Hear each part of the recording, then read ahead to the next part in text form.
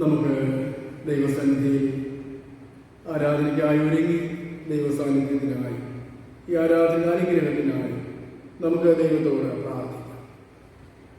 മഹാപരിശുദ്ധനും സ്നേഹവാനും ആരാധനയ്ക്കും പുകഴ്ചയ്ക്കും യോഗ്യനുമായിരിക്കുന്ന ഞങ്ങളുടെ വാഴ്ത്തപ്പെട്ട കർത്താവേ, ഒരു പ്രാവശ്യം കൂടി അവിടുത്തെ പരിശുദ്ധ സന്നിധിയിൽ ചേർന്ന് വന്ന് അവിടുത്തെ നാമത്തെ ആരാധിക്കാൻ അടികളെ ആയുസ്സിൽ വേർതിരിച്ചു തന്ന വിലയേറിയ അവസരത്തിനായിട്ട് സ്തുതിക്കുന്നു. പ്രിയ കർത്താവേ, കഴിഞ്ഞ ഒരാഴ്ചക്കാലം അടികളെ ക്ഷേമമായി കാത്ത് പരിപാലിച്ചതോർത്ത് തിരുനാമത്തെ മഹത്വപ്പെടുത്തുന്നു. അടികളെയും അടികളുടെ പ്രിയപ്പെട്ടവരെയും കുഞ്ഞുങ്ങളെയും ദേശത്തെയും ഇത്രത്തോളം അവിടുത്തെ കാവൽ ചെയ്തത് എല്ലാ ആപത്തിൽ നിന്നും ദോഷത്തിൽ നിന്നും പ്രകൃതിയുടെ എല്ലാവിധമായിരിക്കുന്ന കർത്താവെ ഉപദ്രവങ്ങളിൽ നിന്നും അതുപോലെ തന്നെ കർത്താവെ മഹാമാരിയുടെ പ്രയാസങ്ങളിൽ നിന്നൊക്കെ കർത്താവടികളെ സൂക്ഷിച്ചതോർത്ത് തിരുനാമത്തെ സ്തുതിക്കുന്നു. പ്രിയ കർത്താവെ, അങ്ങേ ആരാധിക്കാനായിട്ട് അവിടുത്തെ സന്നിധിയിൽ അടികളായിരിക്കുന്നു. കർത്താവെ, ഞങ്ങളിരിക്കുന്ന ഇടങ്ങളിൽ ഇരുന്ന് ദൈവത്തെ ആരാധിക്കാൻ, കർത്താവെ അവിടുത്തെ വചനം കേൾക്കുവാൻ, അങ്ങേ പാടി മഹത്വപ്പെടുത്തുവാൻ നൽകി തന്ന അവസരത്തിനായിട്ട് സ്തോത്രം. അവിടുത്തെ സാന്നിധ്യം അടികളുടെ മധ്യയെ അവർ നൽകണമേ. പാടുവാനും പ്രാർത്ഥിക്കുവാനും വചനം കേൾക്കുവാനും അവർ നിങ്ങളെ സഹായിക്കണമേ. കർത്താവെ, അവിടെ എല്ലാവരും ഇരുന്ന ആരാധനയിൽ എൻ്റെ മക്കൾ ദൈവമേ ഈ ആരാധനയെ സംബന്ധിക്കുന്നവരൊക്കെ ദൈവത്താൽ അനുഗ്രഹിക്കപ്പെടുവാനൊക്കെ വേണം. കർത്താവെ, സമാധാനവും സന്തോഷവും സൗഖ്യവും ലഭിക്കാനൊക്കെ വേണം. ഈ ആരാധനയെ അവിടുന്ന് അഭിഷേകം ചെയ്ത് അനുഗ്രഹിക്കണമെന്ന് പ്രാർത്ഥിക്കുന്നു. നന്മകളാൽ നിറയ്ക്കണമേ, മാനുള്ളതോട് നിൽക്കണം. യേശുവിൻ നാമത്തിൽ ഏറ്റവും വിനയമായി പ്രാർത്ഥിക്കുന്നു. ദൈവം കേൾക്കണമേ. ആമേൻ. ദൈവനാമം സ്തുതിക്കും മഹത്വത്തിനുമായി ജ്ഞാനകീർത്തനങ്ങളിൽ 25-ാമത്തെ പാട്ട് നമുക്ക് പാടാം. കീർത്തനം 25.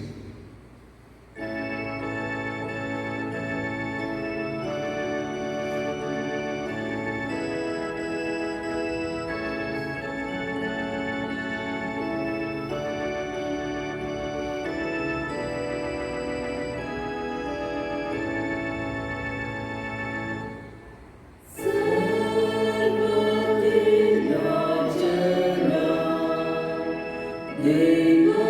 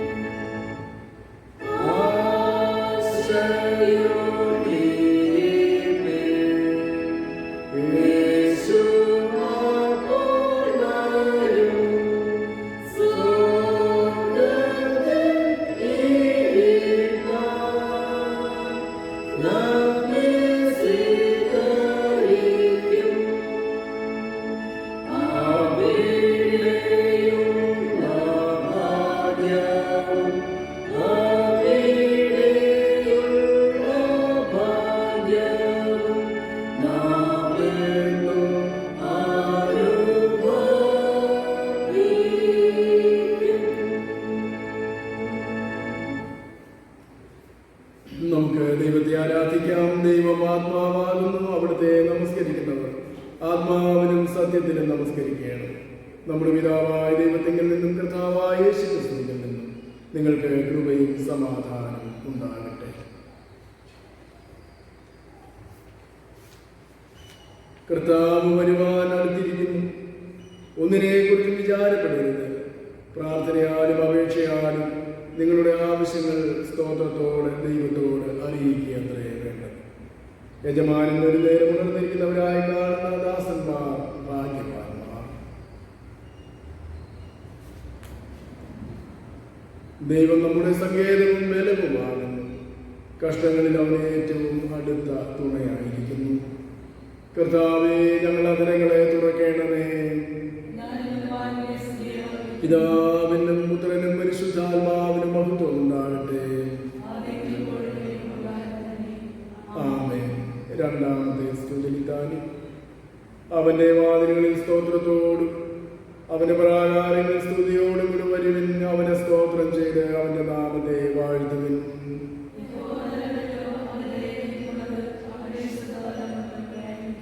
വരുവേ, നാം ഇറങ്ങി നമസ്കരിക്കാം. നമ്മെ നിർമ്മിച്ച യഹോവയുടെ മുൻപിൽ മുട്ടുകുത്തുക.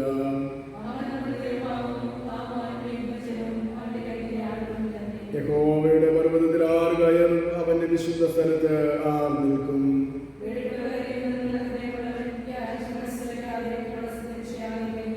ഞങ്ങളുടെ ദൈവമായ കർത്താവിന്റെ പക്കൽ കരുണയും മോചനവും ഉണ്ട്.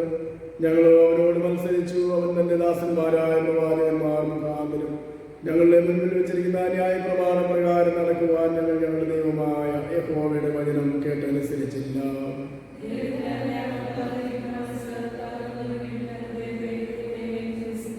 യേശു പറഞ്ഞു, അധ്വാനിക്കുന്നവരും ഭാരം ചുമക്കുന്നവരുമായുള്ളവരെ എല്ലാവരും എന്റെ അടുക്കൽ വരുവിൻ, ഞാൻ നിങ്ങളെ ആശ്വസിപ്പിക്കും.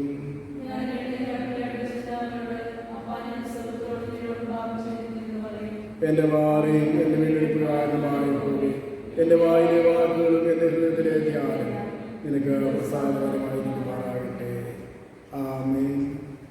സർവശക്തനായ ദൈവമേ, ഞങ്ങളുടെ കർത്താവായ യേശുക്രിസ്തു മുഖാന്തരം ഞങ്ങളുടെ ആരാധനയും സ്തോത്രവും തിരു മുൻപായി അടുപ്പിക്കുന്നതിനായി ഞങ്ങൾ നിന്റെ സന്നിധിയിലേക്ക് വന്നിരിക്കുന്നു. ഞങ്ങളുടെ പാപങ്ങളെ പരമാർത്ഥമായി ഏറ്റുപറയുന്നതിനും മറ്റുള്ളവർക്ക് ഞങ്ങൾക്ക് വേണ്ടി പ്രാർത്ഥിക്കുന്നതിന് ഞങ്ങളെ സഹായിക്കുന്നത്. നിന്റെ പരിശുദ്ധ വചനം ശ്രദ്ധയോടെ കേൾക്കുന്നതിനാൽ ഞങ്ങൾ നിന്റെ സ്നേഹത്തിന്റെ വലിപ്പത്തിലെ കൂടുതൽ യഥാർത്ഥമായി അറിയുകയും നിന്റെ കൃപാവരങ്ങളെ ഞങ്ങളുടെ ജീവിതത്തിൽ തെളിയിച്ച് കാണിക്കുകയും ചെയ്യേണ്ടതില്ല. ഞങ്ങളുടെ കർത്താവായ യേശുക്രിസ്തു മൂലം കൃപ ചെയ്യണമേ. ആമേൻ. പാപസ്വീകാരം. നമുക്ക് പാപമില്ല എന്ന് നാം പറയുന്നുവെങ്കിൽ നമ്മെ തന്നെ വഞ്ചിക്കുന്നു. സത്യം നമ്മളില്ലാതെയായി. നമ്മുടെ പാപങ്ങളെ ഏറ്റുപറയുന്നുവെങ്കിൽ നാം നമ്മോട് പാപങ്ങളെ ക്ഷമിച്ച് സകല അനീതിയും പോക്കി നമ്മെ ശുദ്ധീകരിപ്പാനൊക്കെ വിശ്വസ്തനും നീതിമാനും ആകുന്നു. നമുക്കുള്ള മഹാപുരോഹിതൻ നമ്മുടെ ബലഹീനതകളിൽ സഹതാപം കാണിപ്പാൻ കഴിയാത്തവരല്ല. പാപമൊഴിയ സർവ്വത്തിലും നമുക്ക് തുല്യമായി പരീക്ഷിക്കപ്പെട്ടവരത്രേ നമുക്കുള്ളത്. നമുക്ക് ഇരിക്കവേ മൗനമായി ദൈവസന്നിധിയിൽ നമ്മെ തന്നെ താഴ്ത്തി ഏറ്റവും വിനയത്തോടും അനുതാപത്തോടും താഴ്മയോടും വിശ്വാസത്തോടും നമ്മുടെ കുറവുകളെ, വീഴ്ചകളെ, താഴ്ചകളെ, നമ്മുടെ പാപത്തെ ദൈവസന്നിധിയിൽ നമുക്ക് വിനയത്തോടെ ഏറ്റു പറയാം.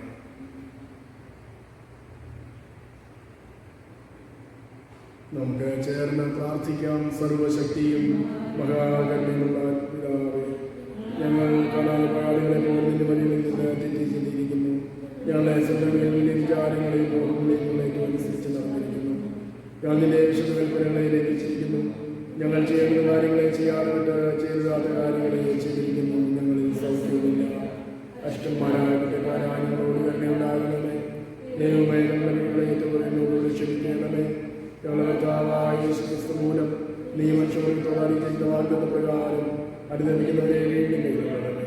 മഹാകരുണയുള്ള പിതാവേ, എന്റെ പരിശുദ്ധ നാമത്തിനായിട്ട് ഞങ്ങൾ ഇന്നുമേൽ ദൈവമുഖ്യമുള്ള നീതിയോട് സുബോധത്തോട് നടക്കേണ്ടതിന് ക്രിസ്തു നിമിത്തം കൃപ ചെയ്യണമേ.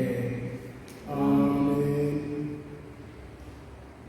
സർവശക്തനും കരുണയുള്ളവനുമായ കർത്താവ്, പാപങ്ങളുടെ മോചനവും മാപ്പും ജീവിതം ക്രമപ്പെടുത്തുന്നതിനുള്ള അവസരവും പരിശുദ്ധാത്മാവിന്റെ കൃപയും ആശ്വാസവും നമുക്ക് നൽകുമാറാകട്ടെ. ആമേൻ. വചന ശുശ്രൂഷയ്ക്കായി നമുക്ക് ഒരുങ്ങാം. കർത്താവിനെ സ്തുതിപ്പിൻ.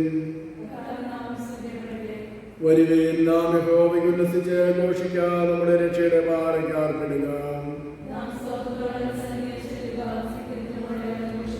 യഹോവ മഹാദൈവമല്ലോ, അവൻ സകലദേവന്മാർക്കും മീതെ മഹാരാജാവ് തന്നെ. സമുദ്രം അവനുള്ളത്, അവനതിനെ ഉണ്ടാക്കി, കരയെയും അവന്റെ കൈകൾ മനഞ്ഞിരിക്കുന്നു. അവൻ നമ്മുടെ ദൈവമാകുന്നു, നാം അവൻ നയിക്കുന്ന ജനവും അവന്റെ കൈകളിലെ ആളുകളും തന്നെ. പിതാവിനും പുത്രനും പരിശുദ്ധാത്മാവിനും മഹത്വം ഉണ്ടാകട്ടെ.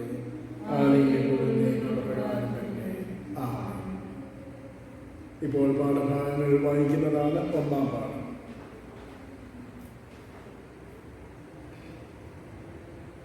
ഇന്നത്തേക്ക് വായിക്കാൻ നിശ്ചയിച്ചിരിക്കുന്ന ഒന്നാം വേദഭാഗം യെശയ്യാ പ്രവാചകന്റെ പുസ്തകം 55-ാം അധ്യായം 6 മുതൽ 13 വരെ. യെശയ്യാവ് 55-ാം അധ്യായം 6 മുതൽ 13 വരെ. യഹോവയെ കണ്ടെത്താവുന്ന സമയത്ത് അവനെ അന്വേഷിപ്പിൻ. അവൻ അടുത്തിരിക്കുമ്പോൾ അവനെ വിളിച്ചപേക്ഷിപ്പിൻ. ദുഷ്ടൻ തന്റെ വഴിയെയും നീതികെട്ടവൻ തന്റെ വിചാരങ്ങളെയും ഉപേക്ഷിച്ച് യഹോവയിലേക്ക് തിരിയട്ടെ. അവൻ അവനോട് കരുണ കാണിക്കും. നമ്മുടെ ദൈവത്തിലേക്ക് തിരിയട്ടെ, അവൻ ധാരാളം ക്ഷമിക്കും. എൻ്റെ വിചാരങ്ങൾ നിങ്ങളുടെ വിചാരങ്ങൾ അല്ല, നിങ്ങളുടെ വഴികൾ എൻ്റെ വഴികളുമല്ല എന്ന് യഹോവ അരുളി ചെയ്തു. ആകാശം ഭൂമിക്ക് മീതെ ഉയർന്നിരിക്കുന്നത് പോലെ എൻ്റെ വഴികൾ നിങ്ങളുടെ വഴികളിലും എൻ്റെ വിചാരങ്ങൾ നിങ്ങളുടെ വിചാരങ്ങളിലും ഉയർന്നിരിക്കുന്നു. മഴയും ഹിമവും ആകാശത്തു നിന്ന് പെയ്യുകയും അവിടേക്ക് മടങ്ങാതെ വിതപ്പാൻ വിത്തും തിന്മാൻ ആഹാരവും നൽകത്തക്കവണ്ണം ഭൂമിയെ നനച്ച് ഫലവത്താക്കി വിളയിക്കുന്നത് പോലെ എൻ്റെ വായിൽ നിന്ന് പുറപ്പെടുന്ന എൻ്റെ വചനം ആയിരിക്കും. അത് വെറുതെ എൻ്റെ അടുക്കിലേക്ക് മടങ്ങി വരാതെ എനിക്ക് ഇഷ്ടമുള്ളത് നിവർത്തിക്കുകയും ഞാൻ അയച്ച കാര്യം സാധിപ്പിക്കുകയും ചെയ്യും. നിങ്ങൾ സന്തോഷത്തോടെ പുറപ്പെടും, സമാധാനത്തോടെ നിങ്ങളെ പറഞ്ഞേക്കും. മലകളും കുന്നുകളും നിങ്ങളുടെ മുമ്പിൽ പൊട്ടി ആർക്കും. ദേശത്തിലെ സകല വൃക്ഷങ്ങളും കൈകൊട്ടും. മുള്ളിന് പകരം സരള വൃക്ഷം മുളയ്ക്കും, പറക്കരയ്ക്ക് പകരം കൊഴുന്നു മുളയ്ക്കും. അത് യഹോവയ്ക്ക് ഒരു കീർത്തിയായും ഛേദിക്കപ്പെടാത്ത ശാശ്വതമായൊരു അടയാളമായും ഇരിക്കും. ഇവിടെ വേദഭാഗം വായിച്ച് അവസാനിച്ചിരിക്കുന്നു. ഇന്നത്തേക്കുള്ള പ്രത്യേക സങ്കീർത്തനം.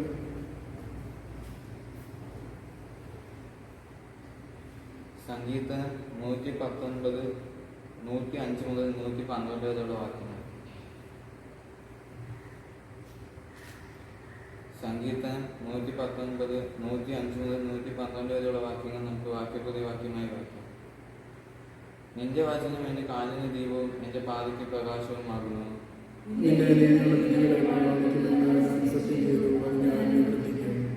ഞാൻ മഹാകഷ്ടത്തിലായിരിക്കുന്നു. യഹോവേ, നിന്റെ വാഗ്ദാന പ്രകാരം എന്നെ ജീവിപ്പിക്കണമേ.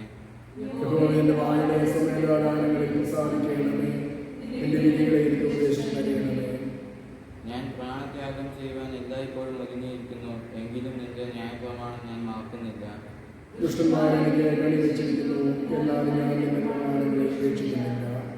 ഞാൻ എൻ്റെ സാക്ഷ്യങ്ങളെ ശാശ്വത അവകാശമാക്കിയിരിക്കുന്നു. അവ എൻ്റെ ഹൃദയത്തിൻ്റെ ആനന്ദമാകുന്നു. നിന്റെ ചട്ടങ്ങളെ ഇടപെടാതെ ചായിച്ചിരിക്കുന്നു. പിതാവിനും പുത്രനും പരിശുദ്ധാത്മാവിനും മാത്രം ഉണ്ടാകട്ടെ.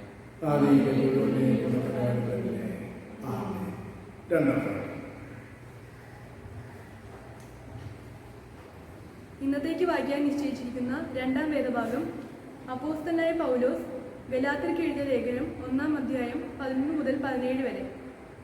ഗലാത്യർ 1-ാം അധ്യായം 11 മുതൽ 17 വരെ.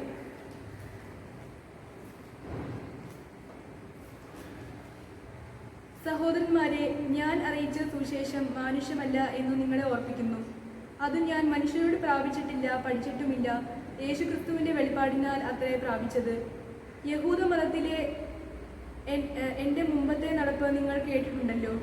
ഞാൻ ദൈവത്തിൻ്റെ സഭയെ അത്യന്തം ഉപദ്രവിച്ചു മുടിക്കുകയും എൻ്റെ പിതൃപാരമ്പര്യത്തെക്കുറിച്ച് അത്യന്തം എരിവേറി എൻ്റെ സ്വജനത്തിൽ സമപ്രായക്കാരായ പലരെക്കാളും യഹൂദ മതത്തിൽ അധികം മുതിരുകയും ചെയ്തു പോന്നു. എങ്കിലും എൻ്റെ ജനനം മുതൽ എന്നെ വേർതിരിച്ച് തൻ്റെ കൃപയാൽ വിളിച്ചിരിക്കുന്ന ദൈവം തൻ്റെ പുത്രനെക്കുറിച്ചുള്ള സുവിശേഷം ഞാൻ ജാതികളുടെ ഇടയിൽ അറിയിക്കേണ്ടതിന് അവനെ എന്നിൽ വെളിപ്പെടുത്തുവാൻ പ്രസാദിച്ചപ്പോൾ ഞാൻ മാംസരക്തങ്ങളോട് ആലോചിക്കുകയോ എനിക്ക് മുമ്പേ അപ്പോസ്തലന്മാരായവരുടെ അടുക്കൽ യെരുശലേമിലേക്ക് പോകുകയോ ചെയ്യാതെ നേരെ അറബിയിലേക്ക് പോകുകയും ദമസ്കോസിലേക്ക് മടങ്ങിപ്പോരുകയും ചെയ്തു. ഇവിടെ 2-ാം വേദഭാഗം വായിച്ച് അവസാനിച്ചിരിക്കുന്നു. ദൈവമേ, നിനക്ക് സ്തോത്രമുണ്ടാകട്ടെ. നമുക്ക് സഭയുടെ പാട്ട് പ്രതിവാക്യമായിട്ട് ചൊല്ലാം.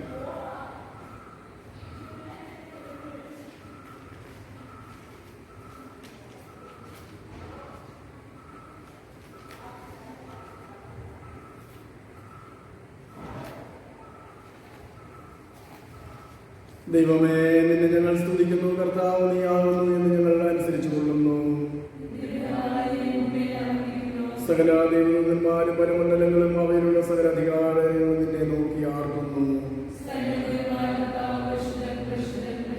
ആകാശവും ഭൂമിയും നിന്റെ പ്രഭാവ മഹത്വം കൊണ്ട് നിറഞ്ഞിരിക്കുന്നു എന്ന്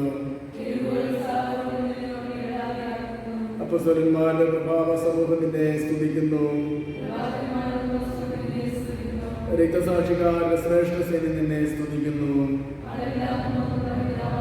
നിന്റെ വന്ദിതനായ സത്യേകപുത്രനെയും ആശ്വാസപ്രദനായ പരിശുദ്ധാത്മാവിനെയും ലോകത്തിലെല്ലായിടമുള്ള വിശുദ്ധ സഭ അനുസരിച്ചു കൊള്ളുന്നു. മനുഷ്യരെ രക്ഷിപ്പാൻ നീ പരമറ്റപ്പോൾ കന്യകളുടെ ഗർഭത്തെ വെറുത്തില്ല.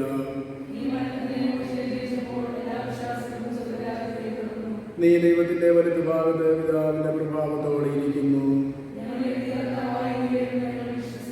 ആകയാൽ നിന്റെ വിലയേറിയ രക്തം കൊണ്ട് നീ വീണ്ടെടുത്തവരായ നിന്റെ അടിയാർക്ക് സഹായിക്കണമെന്ന് ഞങ്ങൾ നിന്നോട് അപേക്ഷിക്കുന്നു. കർത്താവേ, നിന്റെ ജനങ്ങളെ രക്ഷിച്ച് നിന്റെ അവകാശത്തെ അനുഗ്രഹിക്കണമേ. നിന്റെ നാമത്തെ കാലാവസാനം കൂടാതെ എന്ന് ഞങ്ങൾ വന്ദിക്കുകയും ചെയ്യുന്നു. കർത്താവേ, ഞങ്ങളോട് കരുണയുണ്ടാകണമേ, ഞങ്ങളോട് കരുണയുണ്ടാകണമേ. കർത്താവേ, ഞാൻ നിങ്ങളെ ആശ്രയിച്ചിരിക്കുന്നു, ഞാൻ ഒരിക്കലും ലജ്ജപ്പെടരുത്. വിശുദ്ധ സുവിശേഷം വിശുദ്ധ ലൂക്കോസ് എഴുതിയ നമ്മുടെ കർത്താവായ യേശുമിശിഹായുടെ സുവിശേഷം 1-ാം അധ്യായം 68 മുതൽ 79 വരെയുള്ള വാക്യങ്ങൾ. വിശുദ്ധ ലൂക്കോസിന്റെ സുവിശേഷം 1-ാം അധ്യായം 68 മുതൽ 79 വരെയുള്ള വാക്യങ്ങൾ സെക്കരിയാവിൻ്റെ പാട്ടായി നാം ആരാധനാക്രമത്തിൽ ഉപയോഗിക്കുന്നതാണല്ലോ ഇന്നത്തെ സുവിശേഷം എന്ന ഭാഗം. ഇത് നമുക്ക് വാക്യം പ്രതിവാക്യമായിട്ട് ചൊല്ലാം.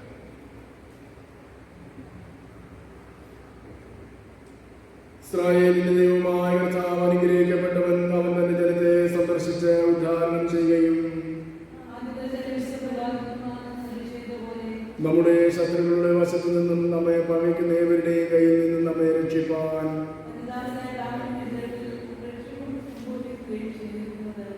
നമ്മുടെ പിതാക്കന്മാരോട് കരുണ പ്രവർത്തിക്കേണ്ടതിനും നാം ആയുഷ്കാലമൊക്കെയും ഭയം കൂടാതെ ഇതിനു മുൻപിൽ വിശുദ്ധിയിലും നീതിയിലും തന്നെ ആരാധിപ്പാൻ നമുക്ക് കൃപ നൽകുമെന്ന്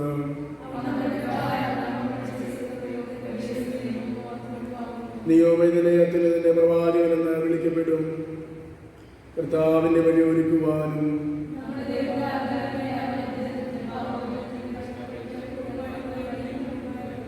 ഇരുളിലും മരണനിഴലിലും ഇരിക്കുന്നവർക്ക് പ്രകാശിച്ച് നമ്മുടെ കാലുകളെ സമാധാന മാർഗത്തിൽ നടത്തേണ്ടതിന്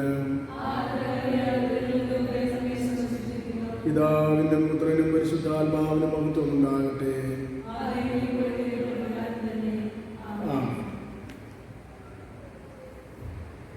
നാം തിരുവചനം ധ്യാനിക്കുന്നതിന് മുൻപായി 191-ാമത്തെ കീർത്തനം നമുക്ക് പാടാം. കീർത്തനം 191.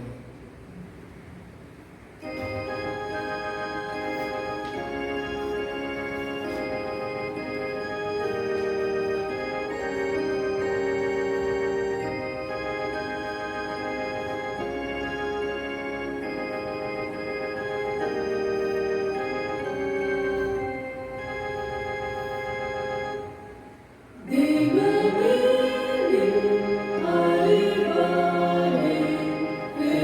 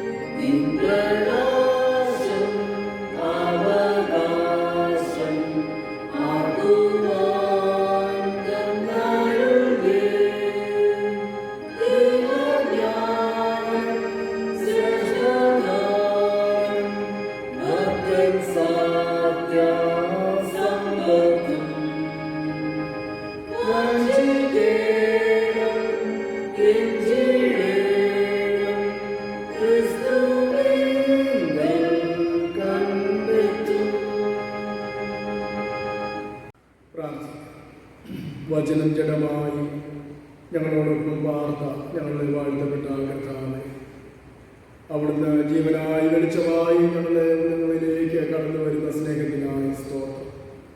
ഇരുളിലും മരണാളിലും ഇരിക്കുന്നവർക്ക് പ്രകാശിച്ച് ഞങ്ങളുടെ കാലുകളെ സമാധാന മാർഗത്തിൽ നടത്തുവാൻ കർത്താവെ അവിടുത്തെ വചനമായി അവിടുന്ന് ഈ ലോകത്തിലേക്ക് വന്നുവല്ലോ. വചനമായി അവിടുത്തെ സ്വീകരിപ്പാൻ, ആ വെളിച്ചത്തിൽ ജീവിക്കുവാൻ അവിടുന്ന് ഞങ്ങളെ സഹായിക്കേണ്ടത്. എല്ലാവിധമായ അന്ധകാര ശക്തികളിൽ നിന്ന് വിമോചിതരായി ജീവന്റെ പ്രകാശമുള്ളവരായി ജീവിക്കുവാൻ ഓരോ നാളും ഞങ്ങളെ ഒരുക്കേണ്ടത്. അതിനായി വചന കേൾവി ഞങ്ങൾക്ക് ഉപകാരവും അനുഗ്രഹവുമായി തീരട്ടെ. വചനം സംസാരിപ്പാൻ വരുകയും കേൾക്കുവാൻ അവിടുത്തെ മക്കളെയും ഒരുക്കണമെന്ന് യേശു മശിഹാമൂലം പ്രാർത്ഥിക്കുന്നു. ദൈവം കേൾക്കണമേ. ദൈവത്തിൻ്റെ അതിപരിശുദ്ധമായ നാമം വാഴ്ത്തപ്പെടുമാറാകട്ടെ. ഒരു ദിവസം കൂടെ നമുക്ക് ദൈവത്തെ ആരാധിപ്പാൻ അവസരം ലഭിച്ചതോർത്ത് മനഃപൂർവ്വമായും ദൈവത്തിന് സ്തോത്രം കരയറ്റുക. ഈ ആപത്തുകൾ നിറഞ്ഞ ലോകത്തിൽ നമ്മെല്ലാവരെയും ദൈവമായ കർത്താവ് ക്ഷേമത്തോടെ സൂക്ഷിക്കുന്ന ദൈവത്തിൻ്റെ വലിയ ദയയെ, കരുണയെ ഓർത്ത് ദൈവത്തെ മഹത്വപ്പെടുത്തും. നാം ഓരോ ദിവസവും ഈ ഭൂമിയിൽ ക്ഷണികമായിരിക്കുന്ന ഈ ലോകത്ത് ജീവിക്കുന്നത് ദൈവത്തിൻ്റെ അളവറ്റ കരുണ കൊണ്ടാണ്, ദൈവത്തിൻ്റെ വലിയ കൃപ കൊണ്ടാണ്. എപ്പോഴും നാം ഓർക്കേണ്ടുന്ന ഒരു യാഥാർത്ഥ്യം എന്ന് പറയുന്നതാണ് ദൈവം തമ്പുരാൻ നമുക്ക് സങ്കീർത്തനക്കാരൻ പറയുന്നത്, എൻ്റെ കാൽ വഴുതുന്നു എന്ന് ഞാൻ പറഞ്ഞപ്പോൾ ദൈവമേ നിന്റെ ദയ എന്നെ താങ്ങി. എൻ്റെ ഉള്ളിലെ വിചാരങ്ങളുടെ വിഭത്വത്തിൽ നിന്റെ ആശ്വാസങ്ങൾ എൻ്റെ പ്രാണന് തണുപ്പേകും. അതുകൊണ്ട് നാം നമ്മുടെ ജീവിതത്തിൽ തകർന്നും ക്ഷീണിച്ചു പോകുന്ന സന്ദർഭങ്ങളിലൊക്കെ ദൈവം തന്നെ നമ്മെ ആശ്വസിപ്പിക്കുകയും ബലപ്പെടുത്തുകയും ദൈവത്തിൻ്റെ വലിയ കരുണ കൊണ്ട് നമ്മെ കടാക്ഷിച്ച് വഴി നടത്തുകയും ചെയ്യുകയാണ്. ദൈവത്തിൽ ആശ്രയിക്കുന്ന തൻ്റെ മക്കൾക്ക് ദൈവം എപ്പോഴും കോട്ടയും പരിചയും സഹായകനുമാകുന്നു എന്ന് നമുക്കറിയാം. വലിയ ഒരു അനിശ്ചിതാവസ്ഥയിൽ ഒരു അന്ധകാരത്തിൻ്റെ അനുഭവത്തിലൂടെയൊക്കെ ലോകം കടന്നു പോകുമ്പോൾ അതിനുള്ളിൽ അതിൻ്റെ മധ്യത്തിലും ജീവന്റെ കൈത്തിരി വെളിച്ചം കാണുന്നതാണല്ലോ ക്രിസ്തീയ പ്രത്യാശ. അത് ദൈവം നമുക്ക് നൽകിയിരിക്കുകയും നമ്മുടെ സഭയുടെ കലണ്ടർ പ്രകാരം ആഗമന നാളുകളിലേക്ക് നാം കടന്ന് വന്നിരിക്കുകയാണ്. പ്രകാശത്തെക്കുറിച്ച് ചിന്തിക്കുക. നാം സഭയായി ചിന്തിക്കുന്ന ഇന്ന് ധ്യാനിക്കുന്ന വിഷയം ദൈവവചനം നമ്മുടെ പാദങ്ങൾക്ക് പ്രകാശം എന്നുള്ളതാണ്. യോഹന്നാൻ സ്നാപകന്റെ ജനനത്തെക്കുറിച്ച് ഓർക്കുന്ന ഒരു ദിവസം കൂടിയാണ്.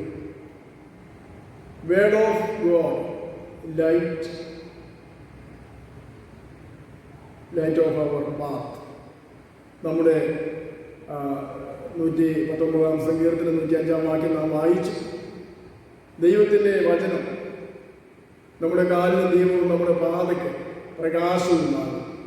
അപ്പോൾ ബൈബിൾ സൺഡേ ആയിട്ടും കൂടെ നമ്മുടെ ഞായറാഴ്ച നാം ആചരിക്കുകയാണ് വേദ പുസ്തക ന്യായം.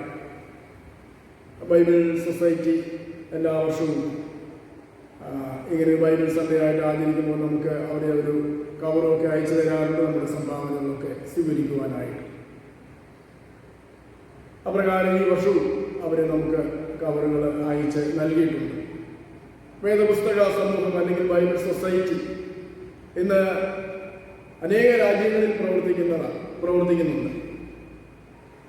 വേദപുസ്തകം അച്ചടിക്കുക, വിവിധ ഭാഷകളിൽ അച്ചടിക്കുകയും അത് വിതരണം ചെയ്യുകയും ചെയ്യുക, അല്ലെങ്കിൽ വേദപുസ്തകം പുതിയ നിയമമായിട്ടും പഴയ നിയമവും പുതിയ നിയമവും കൂടി ചേർത്ത് മുഴുവൻ വേദപുസ്തകവുമായിട്ടുമൊക്കെ അത് പ്രചരിപ്പിക്കുക എന്നുള്ള അത് മാത്രമാണ് ബൈബിൾ സൊസൈറ്റിയുടെ ലക്ഷ്യമെന്ന് പറയും. എല്ലാ രാജ്യങ്ങളിലും തന്നെ വേദപുസ്തക സമൂഹം ഉണ്ട് എന്ന് നമുക്കറിയാം. ആദ്യമായിട്ട് വേദപുസ്തക അല്ലെങ്കിൽ ഈ ബൈബിൾ സൊസൈറ്റിക്ക് സ്ഥാപിതമാകുവാൻ മുഖാന്തരമായിരിക്കുന്ന ഒരു കാര്യം എന്ന് പറയുന്നത് ബ്രിട്ടീഷ് ഫോറിൻ ബൈബിൾ സൊസൈറ്റിയാണ്. അതാണ് ആദ്യം സ്ഥാപിതമായത് 1804 ബ്രിട്ടീഷ് ഫോറിൻ ബൈബിൾ സൊസൈറ്റി. അതിന് മുഖാന്തരമായി തീർന്ന ഒരു സംഭവം നമുക്കൊരു പക്ഷേ പലർക്കും അറിയാമായിരിക്കാം. വെയിൽസിലെ ഒരു ഗ്രാമത്തിലെ ഒരു പെൺകുട്ടി മേരി ജോൺസ് എന്നായിരുന്നു അവളുടെ പേര്. 8-ാം വയസ്സിൽ തന്നെ കാൽവിനിക് മെത്തഡിസ്റ്റ് സഭാവിഭാഗത്തിൽപ്പെടുന്ന കുട്ടിയായിരുന്നു. 8-ാം വയസ്സിൽ തന്നെ ക്രിസ്തുവിന്റെ സ്നേഹത്തെ അറിഞ്ഞ കുട്ടിയാണ്. അവള് ചരിത്രം പറയുന്നത് അവൾക്കൊരു വേദപുസ്തകം സ്വന്തമാക്കണമെന്നുള്ള ആഗ്രഹം കൊണ്ട് അവൾ 6 വർഷം അതിനുവേണ്ടിയ പൈസ സ്വരൂപിച്ചു എന്നാണ്. അങ്ങനെ 15 വയസ്സ് പ്രായമുള്ളപ്പോൾ അവൾ 26 മൈൽ ദൂരം നഗ്നപാതയായി നടന്ന് തോമസ് ചാൾസ് എന്ന പുരോഹിതനെ കണ്ട് തൻ്റെ ആവശ്യം അവൾ പറഞ്ഞു. ഏതാണ്ട് 42 കിലോമീറ്റർ ദൂരം നഗ്നപാതയായി അവൾ നടന്നു. അവിടെ ചെന്ന് ഈ തോമസ് ചാൾസ് എന്ന പുരോഹിതനെ കണ്ടപ്പോൾ അവിടെ ഉണ്ടായിരുന്ന ബൈബിളുകളൊക്കെയും വിറ്റുപോയി. അവൾ വളരെ സങ്കടത്തോടെ തൻ്റെ ആവശ്യമൊക്കെ അദ്ദേഹത്തെ അറിയിച്ചപ്പോൾ ഓർഡർ ചെയ്ത് വെച്ചിരുന്ന ഒരു ബൈബിൾ എടുത്ത് ഈ മേരി ജോൺസിന് തോമസ് ചാൾസിൻ്റെ പുരോഹിതൻ നൽകി എന്നാണ് ചരിത്രം പറയുക. ഇതൊരു കഥയല്ല, നടന്ന സംഭവമാണ്. ഇതിനൊക്കെ തീയതികളുണ്ട്. അങ്ങനെ തൻ്റെ 15-ാമത്തെ വയസ്സിൽ ഈ വേദപുസ്തകം അന്വേഷിച്ച് വന്ന കുട്ടിയെ കണ്ടിട്ട്, 15 വയസ്സുകാരിയായ കുട്ടിയെ കണ്ടിട്ട് ഈ തോമസ് ചാൾസ് എന്ന പുരോഹിതൻ വേദപുസ്തകം അച്ചടിക്കുവാനും കൂടുതൽ വിതരണം ചെയ്യുവാനുമായിട്ടുള്ള ചെറിയ ഒരു സൊസൈറ്റി രൂപീകരിക്കുവാനായിട്ടിടയായിട്ട്. അങ്ങനെയാണ് 1804 ബ്രിട്ടീഷ് ഫോറിൻ ബൈബിൾ സൊസൈറ്റി രൂപം കൊള്ളുവാനായിട്ട് ഇടയായത് എന്ന് നാം മനസ്സിലാക്കുകയാണ്. ഇന്നും ലോകത്ത് അനേക സ്ഥലങ്ങളിൽ വേദപുസ്തകം ലഭിക്കാത്ത ആളുകളുണ്ട്, ജനതകളുണ്ട്. വേദപുസ്തകം ട്രാൻസ്ലേറ്റ് ചെയ്യാത്ത ഭാഷകളുണ്ട്. ഇന്നും അനവധി ഭാഷകളിലേക്ക് വേദപുസ്തകം ട്രാൻസ്ലേറ്റ് ചെയ്തുകൊണ്ടിരിക്കുകയാണ്. ഒരു വായനയിൽ നിന്ന് മനസ്സിലാക്കിയത് ഏതാണ്ട് 39,000-ൽ പരം വേദപുസ്തക തർജ്ജമകളോ ഭാഗങ്ങളോ വ്യത്യസ്തങ്ങളായിരുന്ന വേദപുസ്തകങ്ങളോ ഒക്കെ ഉണ്ട് എന്നാണ്. ലോകത്ത് ഏറ്റവും അധികം വിറ്റഴിക്കപ്പെടുന്ന അല്ലെങ്കിൽ വിതരണം ചെയ്യപ്പെടുന്ന പുസ്തകം വേദപുസ്തകമാണ് എന്ന് നമുക്കെല്ലാവർക്കും അറിയാം. ഇന്നും ലോകത്തിൻ്റെ ആവശ്യം നിറവേറുവാൻ ആവശ്യമായിരിക്കുന്ന വേദപുസ്തകം ലഭ്യമായിട്ടില്ല എന്ന് നാം മനസ്സിലാക്കുന്നു. അതോടൊപ്പം തന്നെ ഇന്നും അനേക ഭാഷകളിലേക്ക് വേദപുസ്തകം ട്രാൻസ്ലേറ്റ് ചെയ്തുകൊണ്ടിരിക്കുകയാണ്. ഇനിയും അനേക ഭാഷകളിലേക്ക് ട്രാൻസ്ലേറ്റ് ചെയ്യാനായിട്ടുണ്ട്. ലിപി ഇല്ലാത്ത ഭാഷകളിൽ പോലും അവിടെ താമസിച്ച് ലിപി പഠിച്ച് അവരുടെ ഭാഷകളിലേക്ക് ദൈവവചനം കൊടുക്കുവാനായിട്ട് ശ്രമിച്ചുകൊണ്ടിരിക്കുന്ന അനേകം ആളുകളുണ്ട്. ബൈബിൾ സൊസൈറ്റി നിലയിൽ പ്രത്യേക ഉപദേശമൊന്നും പറയുകയല്ല ബൈബിൾ സൊസൈറ്റിയുടെ ഉദ്ദേശം. ബൈബിൾ പ്രസിദ്ധീകരിക്കുക, ബൈബിൾ സംബന്ധിയായിട്ടുള്ള പുസ്തകങ്ങൾ പ്രസിദ്ധീകരിക്കുക എന്നുള്ളത് മാത്രമാണ് ബൈബിൾ സൊസൈറ്റിയുടെ ലക്ഷ്യമെന്ന് പറയും. അതുകൊണ്ട് ഏത് സഭാവിഭാഗത്തിൽപ്പെട്ട ആളുകളായിരുന്നാലും വിശുദ്ധ വചനം ബൈബിള് ഉപയോഗിക്കുന്നവർക്ക് അത് ആവശ്യമാണ് എന്ന് നമുക്കറിയാം. അതുകൊണ്ട് തന്നെ എല്ലാ സഭാവിഭാഗങ്ങളും ഒരുപോലെ ബൈബിൾ സൊസൈറ്റിയെ സ്നേഹിക്കുകയും ബൈബിൾ സൊസൈറ്റിയുടെ ആവശ്യങ്ങളിൽ സഹായിക്കുകയും ചെയ്യുന്നു എന്ന് നാം മനസ്സിലാക്കുകയാണ്. അതുകൊണ്ട് വേദപുസ്തക ഞായർ ഇന്ന് ദൈവവചനം അത് നമ്മുടെ കാലുകൾക്ക് പ്രകാശം എന്നുള്ളതാണ്. അപ്പോൾ ദൈവത്തിൻ്റെ വചനം പ്രകാശമാണ്. ഇവിടെ നാം വായിച്ച വിശുദ്ധ സുവിശേഷത്തിൽ ലൂക്കോസ് എഴുതിയ സുവിശേഷം 1-ാം അധ്യായം 78-ാം വാക്യം നാം ഇങ്ങനെയാണ് വായിക്കുന്നത്: ഇരുളിലും മരണ നിഴലിലും ഇരിക്കുന്നവർക്ക് പ്രകാശിച്ച് നമ്മുടെ കാലുകളെ സമാധാന മാർഗത്തിൽ നടത്തേണ്ടതിന് ആ ആർദ്രകരുണയാൽ ഉയരത്തിൽ നിന്ന് ഉദയം നമ്മെ സന്ദർശിച്ചിരിക്കുന്നു. ഇത് ഈ വാക്ക് പറയുന്നത് നമുക്കറിയാം. യോഹന്നാൻ സ്നാപകന്റെ പിതാവായിട്ടുള്ള സെഖര്യാവാണ്. യോഹന്നാന്റെ ജനനത്തെ കുറിച്ച് പറയുക, ഇരുളിലും മരണ നിഴലിലും ഇരിക്കുന്നവർക്ക് പ്രകാശിച്ച് നമ്മുടെ കാലുകളെ സമാധാന മാർഗത്തിൽ നടത്തേണ്ടതിന് ഉയരത്തിൽ നിന്ന് ഉദയം നമ്മെ സന്ദർശിച്ചിരിക്കുന്നു. അപ്പോൾ ഇത് വാഴ്ത്തപ്പെട്ട കർത്താവ് യോഹന്നാൻ സ്നാപകനെ കുറിച്ച് വിശുദ്ധ യോഹന്നാൻ സുവിശേഷകൻ രേഖപ്പെടുത്തിയിരിക്കുന്നത് ഇങ്ങനെയാണ്: അവൻ വെളിച്ചമായിരുന്നില്ല, വെളിച്ചത്തിന് സാക്ഷ്യം പറയേണ്ടുന്നവനത്ര. എന്നാൽ സകല മനുഷ്യരെയും പ്രകാശിപ്പിക്കുന്ന സത്യ വെളിച്ചം, ട്രൂ ലൈറ്റ്, ലോകത്തിലേക്ക് വന്നുകൊണ്ടിരുന്നു എന്ന് യോഹന്നാന്റെ സുവിശേഷം 1-ാം അധ്യായത്തിൽ രേഖപ്പെടുത്തിയിരിക്കുകയാണ്. യോഹന്നാൻ ഈ പാഠഭാഗമായിട്ട് ഞാൻ വായിച്ചതല്ല എങ്കിൽ തന്നെ യോഹന്നാൻ സുവിശേഷം ഉൽപ്പത്തി പുസ്തകവുമായിട്ട് ബന്ധിപ്പിച്ചുകൊണ്ട് താൻ ചിന്തിക്കുകയാണ്.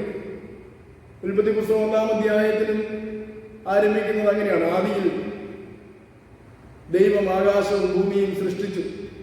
അപ്പോൾ ഭൂമി പാഴും ശൂന്യവുമായിരുന്നു എന്ന് നാം വായിക്കുന്നുണ്ട്. എന്തുകൊണ്ടായിരുന്നു ഭൂമി പാഴും ശൂന്യവുമായിരുന്നത് എന്ന് ചോദിച്ചാൽ താഴോട്ട് വായിക്കുമ്പോൾ ആഴത്തിന്മേലെ ഇരുൾ ഉണ്ടായിരുന്നു എന്നാണ്. ഇരുൾ എന്ന് പറയുന്നത്, ഇരുട്ട് എന്ന് പറയുന്നത് പ്രകാശമില്ലാത്ത അവസ്ഥയാണ്. എന്നാൽ വേദപുസ്തക കാഴ്ചപ്പാടിൽ അത് ദൈവമില്ലാത്ത ഒരു അവസ്ഥയാണ്. ആർക്കും പ്രവർത്തിച്ചു കൂടാത്ത ഒരു രാത്രി വരുന്നു എന്ന് ക്രിസ്തു പറയുന്നുണ്ട്. അപ്പോൾ അത് വേദപുസ്തകത്തിൽ പറയുന്ന ഇരുട്ട്, പ്രത്യേകിച്ച് യോഹന്നാന്റെ സുവിശേഷത്തിൽ ഒരു ദ്വൈതവാദത്തിന്റെ സ്വാധീനമുണ്ട്. ഇരുട്ട് വെളിച്ചം, മരണം ജീവൻ, സത്യം ഭോഷ്ക്, മേലിൽ നിന്നുള്ളവൻ കീഴിൽ നിന്നുള്ളവൻ എന്നൊക്കെ പറയുന്ന ഒരു ദ്വൈതവാദം കാണാനായിട്ട് സാധിക്കുന്നു. അപ്പോൾ വെളിച്ചം എന്ന് പറയുന്നത് ദൈവമില്ലാത്ത ഒരനുഭവത്തിലാണ്. അപ്പൊ ആഴത്തിന്മേലെ ഇരുളുണ്ടായിരുന്നു എന്നാണ്. ഇരുളിനെ സൃഷ്ടിച്ചെന്ന് നാം വായിക്കുന്നില്ല. ഇരുളുണ്ടായിരുന്നു എന്നാണ് ദൈവം ആദ്യമായി പറഞ്ഞതായി വിശുദ്ധ വേദപുസ്തകം രേഖപ്പെടുത്തിയിരിക്കുന്നത്. Let there be light. There be light എന്ന് നാം വായിക്കുന്നത്. വെളിച്ചമുണ്ടാകട്ടെ എന്ന് ദൈവം കൽപ്പിച്ചു, വെളിച്ചമുണ്ടായി. വെളിച്ചം നല്ലതെന്ന് ദൈവം കണ്ടു. ഇരുള് നല്ലതെന്ന് ദൈവം കണ്ടതായി രേഖപ്പെടുത്തിയിട്ടില്ല.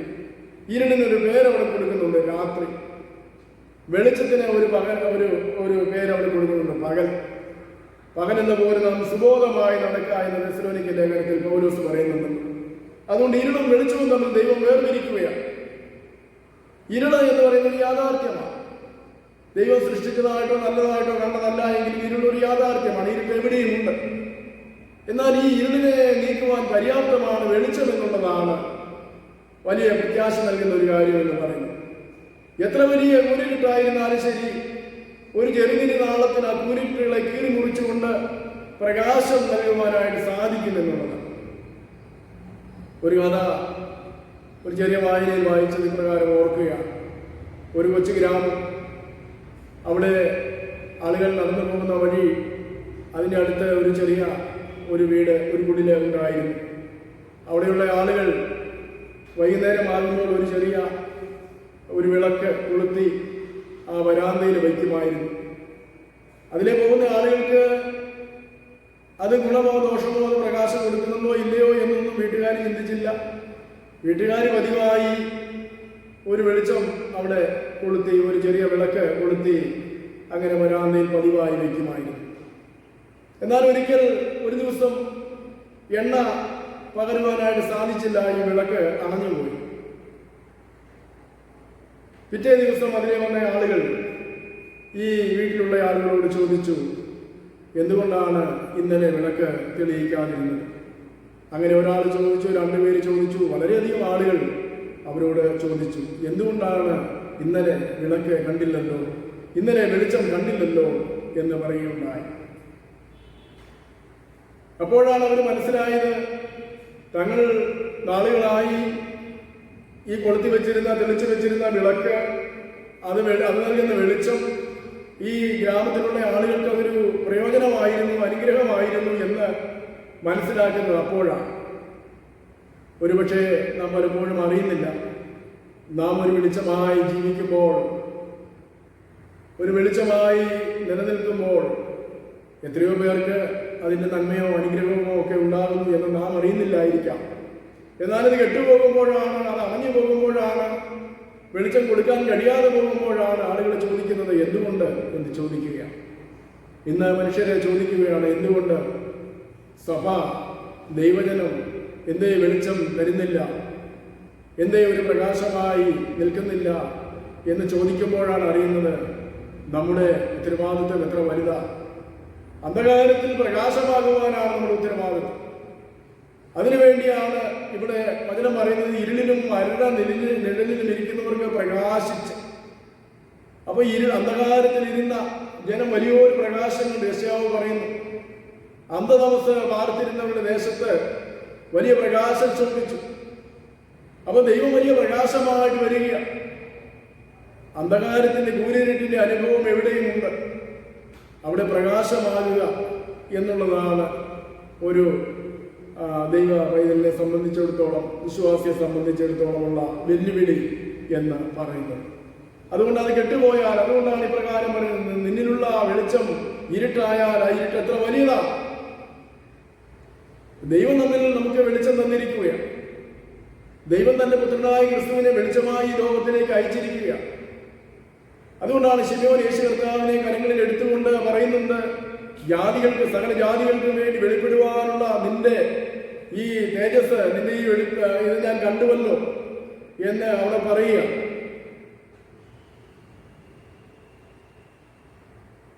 ലൂക്കോസിന്റെ സുവിശേഷം 2-ാം അധ്യായത്തിൽ നാം അത് വായിക്കുന്നുണ്ടല്ലോ. 28-ാം വാക്യം മുതൽ വായിക്കുന്ന ഇങ്ങനെയാണ്: അവനെ കയ്യിലേന്തി ദൈവത്തെ പുകഴ്ത്തി, ഇപ്പോൾ നാഥ, തിരുവചനം പോലെ നീ അടിയനെ സമാധാനത്തോടെ വിട്ടയക്കുന്നു. ജാതികൾക്ക് വെളിപ്പെടുവാനുള്ള പ്രകാശവും നിന്റെ ജനമായ ഇസ്രായേലിന്റെ മഹത്വവുമായി നീ സകലജാതികളുടെയും മുമ്പിൽ ഒരുക്കിയിരിക്കുന്ന നിന്റെ രക്ഷയെ എന്റെ കണ്ണ് കണ്ടുവല്ലോ. അതാണ്, നിന്റെ രക്ഷയെ എന്റെ കണ്ണ് കണ്ടുവല്ലോ. അപ്പൊ ജാതികൾക്ക് വെളിപ്പെടുവാനുള്ള പ്രകാശമായിട്ട് നീ സമാധാനത്തോടുകൂടെ എന്നെ വിട്ടയക്കുന്നു. അതുകൊണ്ടാണ് ഈ 78-ാം വാക്യത്തിൽ ഇരുളിലും മരണ നിഴലിലും ഇരിക്കുന്നവർക്ക് പ്രകാശിച്ച് നമ്മുടെ കാലുകളെ സമാധാന മാർഗത്തിൽ നടത്തുക, ഉയരത്തിൽ നിന്ന് ഉദയം സന്ദർശിച്ചിരിക്കുക. അതുകൊണ്ട് ഈ ആഗമന നാളുകളിൽ നമ്മുടെ ചിന്ത ഉദയം അന്ധകാരത്തിൽ പ്രകാശമായിട്ട് മാറുന്നതാണ് ശരിക്കും നമ്മുടെ ഈ ആഗമന നാളുകൾ എന്ന് പറയുന്നത്. അഡ്വന്റ് സീസൺ എന്ന് പറയുന്നത് അന്ധകാരത്തിൽ പ്രകാശമാകുവാനുള്ള വലിയൊരു വെല്ലുവിളി. ഇത് നമുക്ക് നമ്മുടെ ജീവിതത്തിൽ ഏറ്റെടുക്കുവാനായിട്ട് നമുക്ക് സാധിക്കും. നമ്മുടെ പ്രകാശം മറ്റുള്ളവരെ പ്രകാശിക്കുവാൻ, അങ്ങനെ തന്നെ നിങ്ങളുടെ നല്ല പ്രവൃത്തികൾ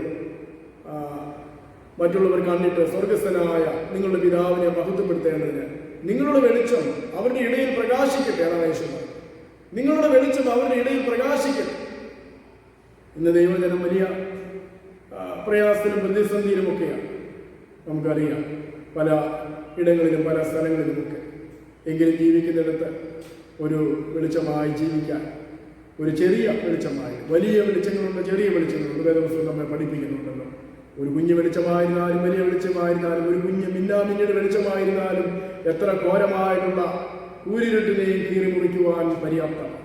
അതുകൊണ്ട് വെളിച്ചത്തിന്റെ വലുപ്പച്ചെറുപ്പമല്ല പ്രധാനം, ഒരു വെളിച്ചമായി നീ ജീവിക്കുന്നുവോ, ഒരു വെളിച്ചമായി നിലനിൽക്കുന്നുവോ എന്നാണ്. അതുകൊണ്ട് ആ വലിയ വെളിച്ചത്തിൽ നിന്ന് വെളിച്ചങ്ങൾ സ്വീകരിച്ച് വെളിച്ചമായി ജീവിക്കാനായിട്ട് നമുക്ക് സാധിക്കട്ടെ. നമ്മുടെ ദൈവത്തിൻ്റെ വചനം നമ്മുടെ കാലുകളുടെ ദൈവം, നമ്മുടെ പാതയ്ക്ക് പ്രകാശവുമായിരിക്കട്ടെ. ഈ ദൈവവചനത്തെ നമ്മുടെ ഉള്ളങ്ങളിൽ സ്വീകരിച്ചുകൊണ്ട് നമുക്ക് മുൻപോട്ട് പോകാം. ദൈവം അതിനായിട്ട് നമ്മളെല്ലാവരെയും സഹായിക്കട്ടെ. നിങ്ങളെല്ലാവരെയും കർത്താവായ യേശു ക്രിസ്തുവിൻ്റെ നാമത്തിലുള്ള സ്നേഹവും വന്ദനവും നന്ദിയും ഈ വിശേഷാൽ അറിയുകയും ചെയ്യുകയാണ്. ദൈവം നമ്മളെല്ലാവരെയും അനുഗ്രഹിക്കുമാറാകട്ടെ. നമുക്ക് തരങ്ങളെ വണക്കാം, ഒരു നിമിഷം പ്രാർത്ഥിക്കാം. സ്നേഹവാനായ ദൈവമേ, പരിശുദ്ധ പിതാവേ, അവിടുന്ന് ഒരു വെളിച്ചമായി ഈ ലോകത്തിലേക്ക് വന്നല്ലോ. അന്ധകാരം കൊണ്ട് നിറഞ്ഞ ഈ ലോകത്തിൽ പ്രകാശമായിട്ട് അവിടുന്ന് കടന്നു വന്നല്ലോ. കർത്താവേ, വെളിച്ചമുണ്ടാകട്ടെ എന്ന് അവിടുന്ന് ദൈവമേ ആദ്യം കൽപ്പിച്ചപ്പോൾ വെളിച്ചമുണ്ടായി എന്ന് വചനം ഞങ്ങൾ വായിക്കുക. ദൈവമേ, വലിയൊരു അന്ധകാരത്തിൻ്റെ, ഒരു ആത്മീയ അന്ധതയുടെ അനുഭവത്തിൽ മനുഷ്യൻ തപ്പി തടയുമ്പോൾ എന്താണ് ചെയ്യേണ്ടത് എന്ന് അറിഞ്ഞുകൂടാതെ ഇരുട്ടിൽ നടക്കുന്നവൻ ഇടറുന്നു എന്ന് വചനം ഞങ്ങൾ വായിക്കുക. നിടറി പോകുന്നല്ലോ അനേകർ. കർത്താവെ, ജീവന്റെ പ്രകാശമായി നീ കടന്നു വരേണമേ. ഓരോ ഹൃദയങ്ങളെയും പ്രകാശിപ്പിക്കണമേ. സത്യവെളിച്ചമായി ഈ ലോകത്തിലേക്ക് കടന്നു വന്ന് കർത്താവെ ആഗ്രഹിക്കുന്ന മക്കളെ ഞങ്ങൾ മേരി ജോൺസിനെ കുറിച്ച് വായിച്ചല്ലോ. കർത്താവെ, 42 കിലോമീറ്റർ ദൂരം നഗ്നപാതയായി നടന്നുപോയി ദൈവവചനം സ്വീകരിപ്പാനായിട്ട് വലിയ സന്നദ്ധത അവർക്ക് നൽകിയല്ലോ. ദൈവമേ, ഞങ്ങളുടെ സമയമേ അവിടുത്തെ വചനമുണ്ട്, എന്നാൽ അത് സ്വീകരിപ്പാനായുള്ള മനസ്സില്ലായ്മയാണ് ഞങ്ങൾക്ക്. ദൈവമേ, അതൊക്കെ ഞങ്ങളോട് ക്ഷമിക്കണമേ, പൊറുക്കണമേ. നിന്റെ വചനത്തിലെ ദൈവമേ അത്ഭുതങ്ങളെ കാണാൻ, പ്രകാശമുള്ളവരായി ജീവിക്കാൻ അവിടെ ഞങ്ങളെ സഹായിക്കണമെന്ന് ഞങ്ങൾ പ്രാർത്ഥിക്കുന്നു. നന്മകളാൽ നിറയ്ക്കണമേ, നാലും മഹത്വം എടുക്കണമേ. യേശുവിൻ നാമത്തിൽ അപേക്ഷിക്കുന്നു, കൃപ തോന്നി കേൾക്കണമേ. ആമേൻ. ഇപ്പോൾ നമ്മുടെ വിശ്വാസം, അപ്പസ്തല വിശ്വാസ പ്രമാണത്തിന്റെ വാക്കുകളിൽ നമുക്ക് സ്വീകരിച്ച ചൊല്ലാം. സർവശക്തിയുള്ള പിതാവായ, ആകാശത്തെയും ഭൂമിയെയും സൃഷ്ടിച്ചവനായ ദൈവത്തിൽ ഞാൻ വിശ്വസിക്കുന്നു. അവനെ കർത്താവായ യേശുമിശിഹായിൽ ഞാൻ വിശ്വസിക്കുന്നു. അവൻ പരിശുദ്ധാത്മാവായ കഷ്ടപ്പെട്ടു, ക്രൂശിക്കപ്പെട്ടു, മരിച്ചു, അടക്കപ്പെട്ടു. അവൻ മാനാവിലേക്ക് ഇറങ്ങി 3-ാം ദിവസം മരിച്ചവരിൽ നിന്ന് പിന്നെയും ഉയർത്തെഴുന്നേറ്റു. അവൻ സ്വർഗ്ഗത്തിലേക്ക് കയറി സർവശക്തിയുള്ള പിതാവായ ദൈവത്തിന്റെ ഭാഗത്തിരിക്കുന്നു. അവർ നന്ദിയുള്ളവരെയും മരിച്ചവരെയും ന്യായീകരിക്കാനും ചെയ്യും. പരിശുദ്ധാത്മാവിനെ ഞാൻ വിശ്വസിക്കുന്നു. ശുദ്ധകാതോലിക്കാ സഭയിലും വിശുദ്ധന്മാരുടെ സംസർഗത്തിലും പാപമോചനത്തിലും ശരീരത്തിന്റെ പുനരുദ്ധാനത്തിലും നിത്യമായ ജീവനിൽ ഞാൻ വിശ്വസിക്കുന്നു. ആമേൻ. മധ്യസ്ഥ പ്രാർത്ഥനയ്ക്കായി ദൈവസന്നിധിയിൽ നമുക്ക് അല്പസമയം ചെലവഴിക്കാം. നമ്മുടെ പൊതുവായ ആവശ്യങ്ങൾ ദൈവസന്നിധിയിലെ സ്തോത്രത്തോടെ നമുക്ക് വിശ്വാസത്തോടെ സമർപ്പിക്കാം. ഈ വലിയ പ്രയാസത്തിന്റെ മധ്യത്തിലൂടെ മനുഷ്യരാഗമാനം കടന്നു പോകുമ്പോൾ സ്വർഗത്തിലെ ദൈവമേ, ഇനി കരുണ തോന്നി മനസ്സലിഞ്ഞ് കർത്താവെ അവിടുന്ന് വിടുതൽ നൽകണമേ. ഈ മഹാമാരിയെ ശാസിച്ച് അവിടുന്ന് അകറ്റി ദൈവമേ മനുഷ്യ സമാധാനം സ്വസ്ഥതയുള്ളവരായി ജീവിക്കുവാൻ ഇടയാക്കണമേ എന്ന് നമുക്ക് പ്രാർത്ഥിക്കാം. അതോടൊപ്പം തന്നെ എല്ലാ ലോക രാജ്യങ്ങളെയും നമുക്ക് ഓർക്കാം. വാക്സിനൊക്കെ കണ്ടുപിടിക്കുവാൻ വേണ്ടി ശാസ്ത്രജ്ഞർ അധ്വാനിച്ചുകൊണ്ടിരിക്കുന്നു. പല രാജ്യങ്ങളിലും അതിൻ്റെ ഉപയോഗങ്ങളൊക്കെ ആരംഭിച്ചിരിക്കുന്നു.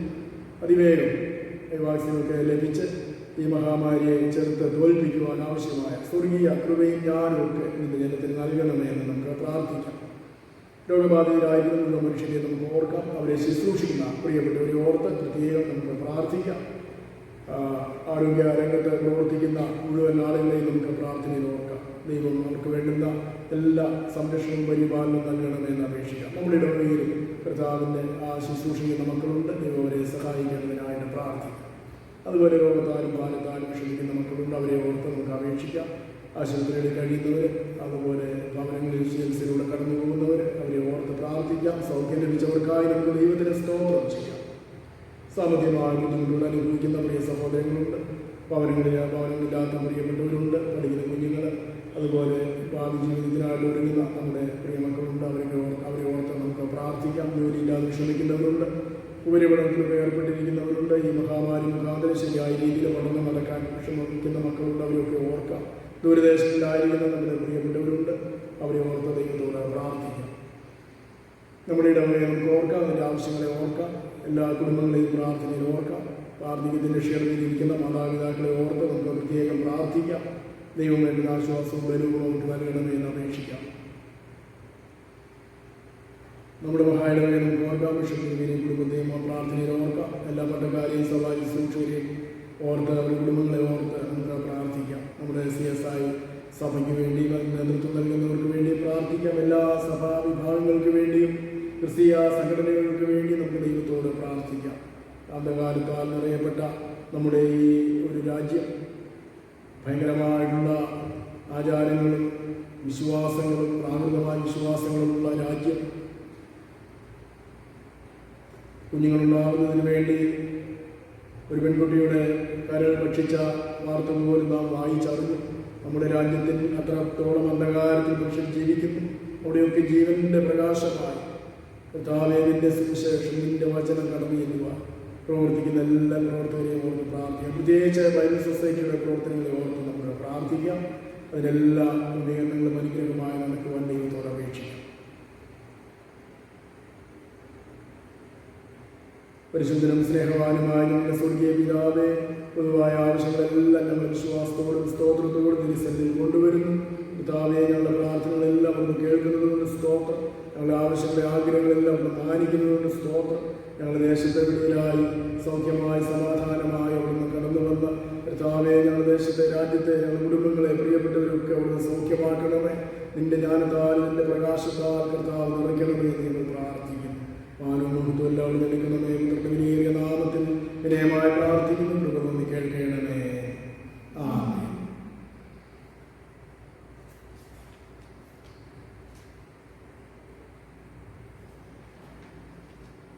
നമുക്ക് പൊതുവിലുള്ള സ്തോത്രം ചേർന്ന് പ്രാർത്ഥിക്കാം. സർവശക്തിയുള്ള ദൈവമേ, സകലകന്യങ്ങളുടെയും പിതാവേ, അയോഗ്യരായ ആരോടും സകല മനുഷ്യരോടും എനിക്കുള്ള സകലനന്മയ്ക്കായിട്ട് മാർഗനിർണ്ണയ്ക്കായിട്ട് ഞങ്ങൾ നിനക്ക് മഹാവിനയവും മനഃപൂർവ്വമായുള്ള സ്തോത്രം ചെയ്യും. ഞങ്ങളെ സൃഷ്ടിച്ചതിന് പരിപാലിക്കുന്നതിന് ഈ ആയുസിലെ സകല അനുഗ്രഹങ്ങൾക്ക് വേണ്ടി എല്ലാറ്റിനും മേലായി ഞങ്ങൾ കർത്താവായ യേശുക്രിസ്തു മൂലം ലോകത്തെ വീണ്ടെടുത്ത നിന്റെ വിലമതിച്ചുകൂടാത്ത സ്നേഹത്തിന് വേണ്ടിയും കൃപാവഴികൾക്ക് വേണ്ടിയും മഹത്വത്തിന്റെ പ്രത്യാശയ്ക്ക് വേണ്ടി ഞങ്ങൾ നിന്നെ സ്തുതിക്കുന്നു. ഞങ്ങളുടെ ഹൃദയങ്ങളുമായി കൂടാതെ നന്മയായി തീരേണ്ടതിനും നിന്നെ സേവിക്കുന്നതിനെ ഞങ്ങളെ ഏൽപ്പിച്ച ഞങ്ങളുടെ നാളുകളൊക്കെയും വിശുദ്ധിയോടും നീതിയോടും നിന്റെ മുൻപാകെ നടന്നു.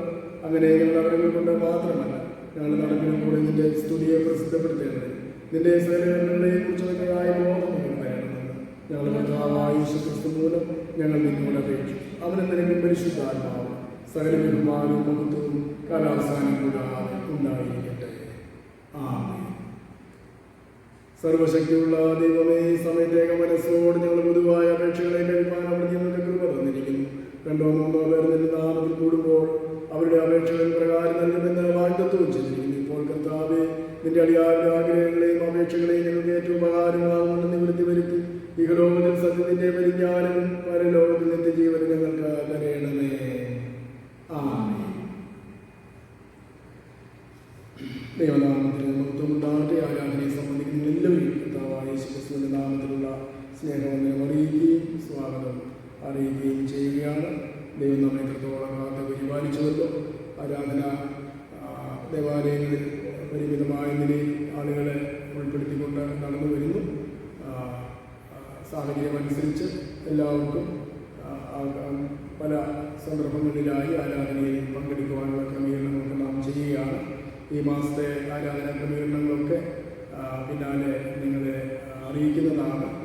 ഈ മാസം നമ്മുടെ സഭയ്ക്ക് നൽകേണ്ടതായിട്ടുള്ള കുടിശ്ശികകളൊക്കെ അല്ലെങ്കിൽ കൊടുക്കേണ്ട പണം നൽകേണ്ട മാസമാണ് എന്ന് നിങ്ങൾക്ക് അറിയാമല്ലോ. അക്കാര്യത്തിൽ നിങ്ങൾ ശ്രദ്ധിക്കണമെന്ന് പ്രത്യേകമായിട്ട് ഓർമ്മിപ്പിക്കുന്നു. ദൈവം നമ്മളെല്ലാവരെയും അനുഗ്രഹിക്കട്ടെ. തുടർന്നുള്ള കാര്യങ്ങളൊക്കെ സഭ സംബന്ധിച്ച വിവരങ്ങളൊക്കെ നിങ്ങളെ പിന്നാലെ അറിയിക്കുന്നതാണ്. ഇപ്പോൾ നാം 397 കീർത്തനത്തിൻ്റെ 2 ചരണങ്ങൾ പാടുന്ന സമയത്ത് നമുക്ക് സ്തോത്ര കാഴ്ച വേർതിരിച്ച് വയ്ക്കുവാനുള്ള സമയമാണ്. 397 കീർത്തനം.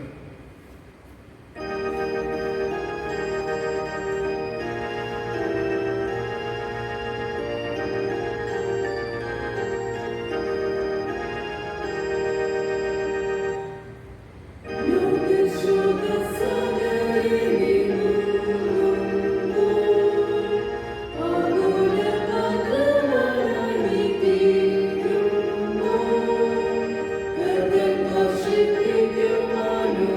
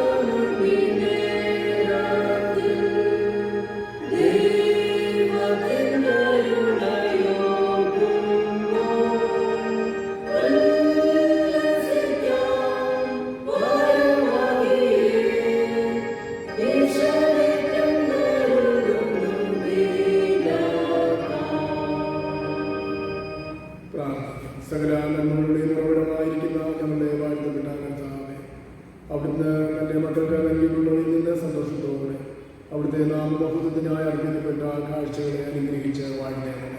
ഈ കാഴ്ചകളെയും അർപ്പിച്ച മക്കളെയും അവിടുന്ന് അനുഗ്രഹിക്കുന്ന നാമമഹത്വത്തിനായിട്ട് അവരെ അവിടുന്ന് അനുഗ്രഹിച്ച് വഴി നിർത്തുകയും ചെയ്യണം. ഏറിയ പ്രതിഫലം കൊടുത്ത് നിന്റെ മക്കളെ ആദരിച്ച് മാനിക്കണം. യേശു മശിഹായോട് പ്രാർത്ഥിക്കുന്നു, കൃപ തോന്നി കേൾക്കണമേ. ആമേൻ. വിശ്വാസമുള്ള ഹൃദയങ്ങളോടെ കർത്താവിന്റെ ആശീർവാദം നമുക്ക് സ്വീകരിക്കാം. നമ്മുടെ കർത്താവായ യേശു മശിഹായുടെ കൃപയും പിതാവായ ദൈവത്തിന്റെ സ്നേഹവും നമ്മെ ആശ്വസിപ്പിച്ച വഴി നടത്തുന്ന പരിശുദ്ധാത്മാവിന്റെ നിരന്തരമായ സംസ്കൃതവും സഹവാസവും കാണും. പ്രിയമുള്ളവരെ, നമ്മോട് നാം ഓർത്ത് പ്രാർത്ഥിച്ച എല്ലാ കാര്യങ്ങളും ഇപ്പോഴും എല്ലായ്പ്പോഴും ഇരിക്കുമാറാകട്ടെ.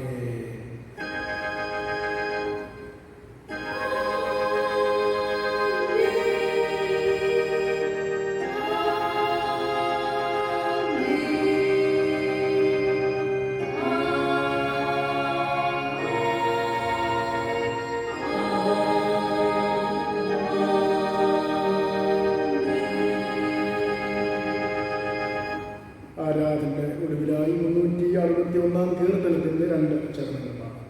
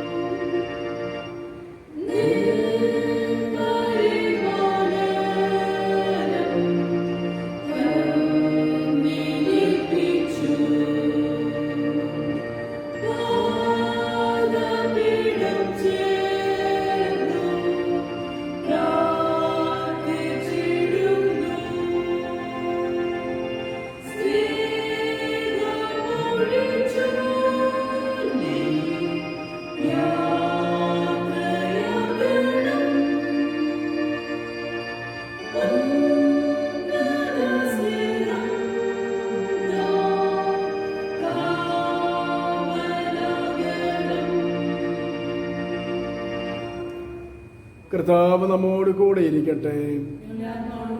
നമുക്ക് സമാധാനത്തോടെ ഇരിക്കാം. കർത്താവിന്റെ നാമത്തിൽ തന്നെ ആമേൻ.